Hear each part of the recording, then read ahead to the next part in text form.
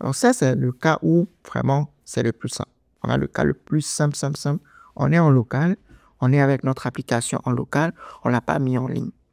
Mais en réalité, quand on veut déployer notre application Larafolio en ligne, on va parler de serveur, on va aller prendre notre application, le mettre dans un serveur. Serveur, c'est quoi? C'est une machine qui fonctionne 24 heures sur 24. OK? Alors, revenons encore avec notre chère amie Anne.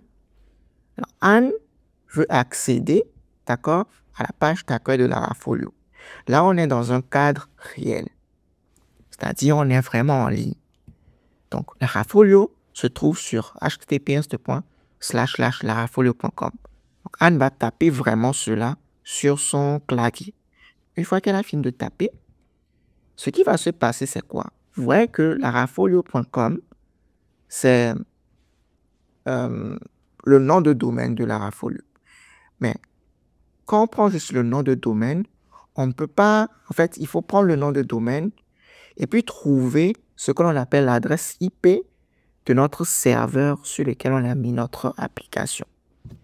Donc là, je vais faire comme ceci. Donc, on fait une requête vers d'abord le serveur de nom de domaine.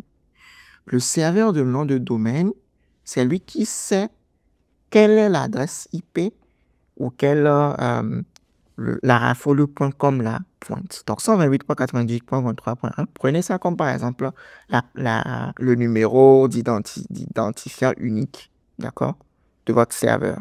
Le serveur, c'est juste une machine qui fonctionne 24 heures sur 24, qui peut être n'importe partout dans le monde. Comme on peut avoir plusieurs milliers de serveurs, il faut pouvoir les identifier de façon unique. D'accord? Donc, on va dire le serveur de nom de domaine, c'est un autre serveur également quelque part dans le monde qui permet de mapper que pour tel nom de domaine, voici telle adresse IP qui va avec. Et en connaissant l'adresse IP, on peut aller retrouver le bon serveur où est-ce que nous on est parti prendre notre code source et le déposer dans le serveur, c'est-à-dire dans l'ordinateur en ligne quelque part.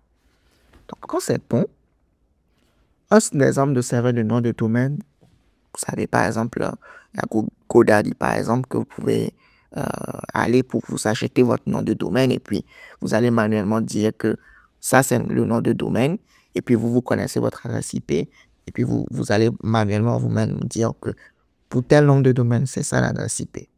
D'accord? Donc, on va voir tout cela par la pratique beaucoup plus tard qu'on va faire le déploiement. Donc, une fois qu'on connaît l'adresse IP, la requête va aller vers notre serveur. Maintenant, quand ça vient vers notre serveur, ça va d'abord passer par ce qu'on appelle la couche application.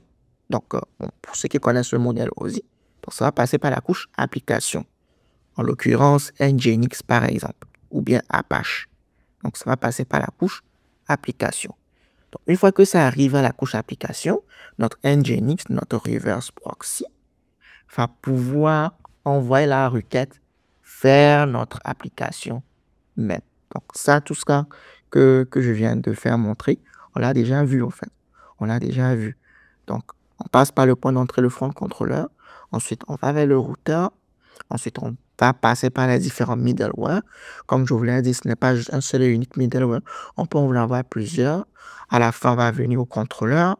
Le contrôleur va nous donner notre réponse, qui est tout simplement notre page d'accueil Larafolio.